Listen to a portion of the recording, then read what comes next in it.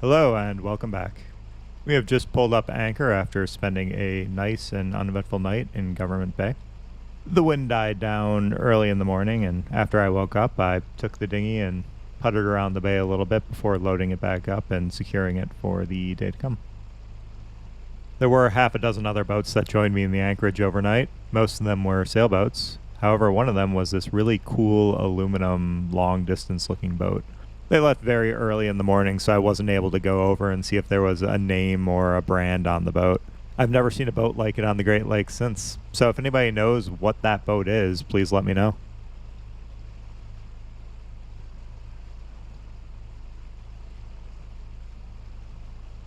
We have a short day planned for today. We're going to be cruising slowly through some of the Les Cheneaux Islands before we head out onto Lake Huron and head over to St Ignace. The route takes us 27 miles, and we should be able to do it in under 2 hours.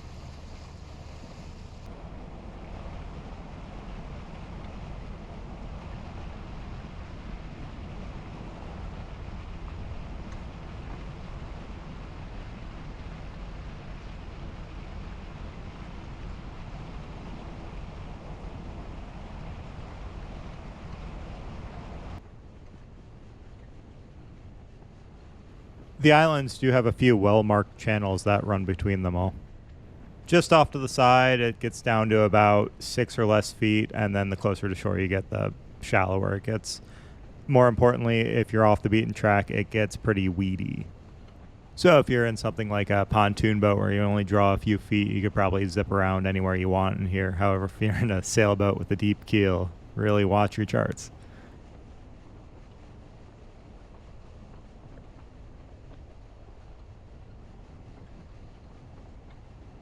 To the right, we are passing Cedarville, which is one of the 2 towns in the islands.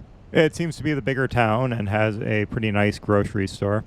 I've never stayed at the Cedarville Marina. However, I have stayed at Hessel before and rode my bike a few miles down a road with pretty narrow margins to get to the grocery store and back.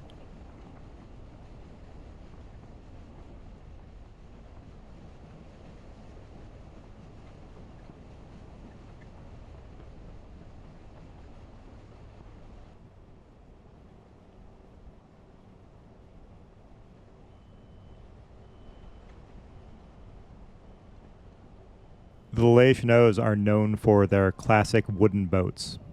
The area is littered with businesses and schools that maintain and restore these classic boats, so it's a very cool area to cruise around on a nice day when they're all out and about.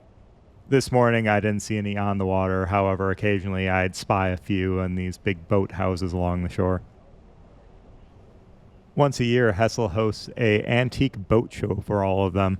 I've never made it to it yet, but it's definitely on my list of things I want to do.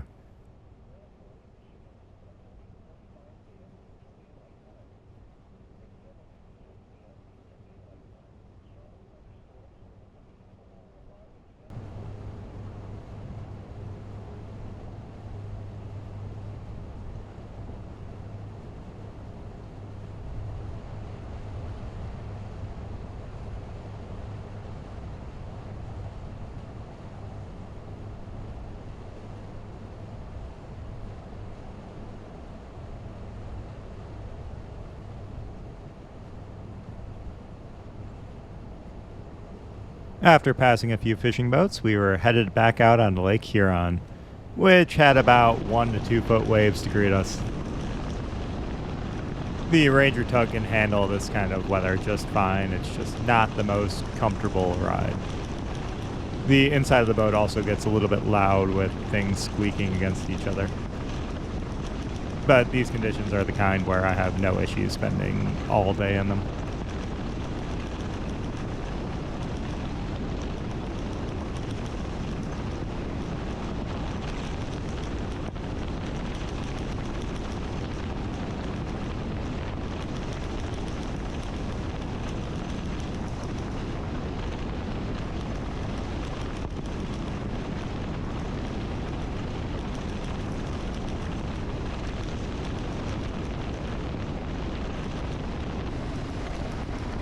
I ended up intercepting my family's Grand Banks to the right that we saw a few days ago on the St. Mary's River.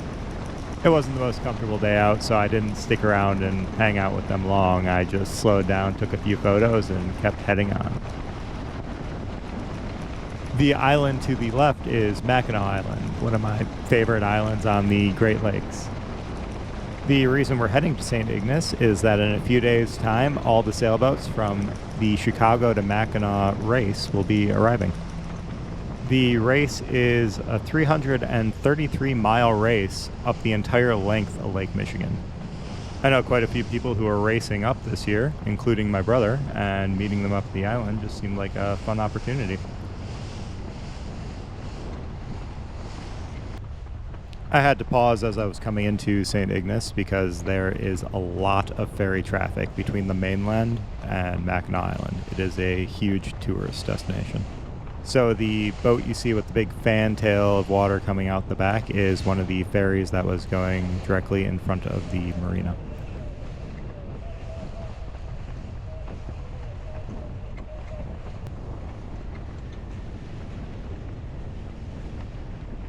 When I arrived at St. Ignace, I used about 110 of the 150 gallons in my fuel tank, which was about the limit of what I'm comfortable running the boat down to. For no reason in particular, I usually wait to fill up my boat until I'm leaving a marina. However, thinking ahead, I realized that there are hundreds of boats coming up for the Chicago to Mac race, and the fuel dock would probably be pretty busy the morning I'd want to leave. St. Ignace itself has a very nice fuel dock. I've used it several times, and it's an easy in and out.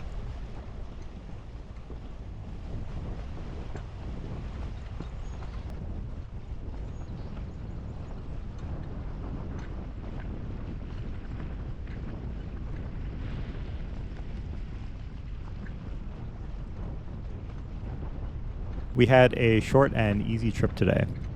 However, the next video is going to be covering the roughest water I've been in the Ranger Tug, and by far the roughest day on the trip.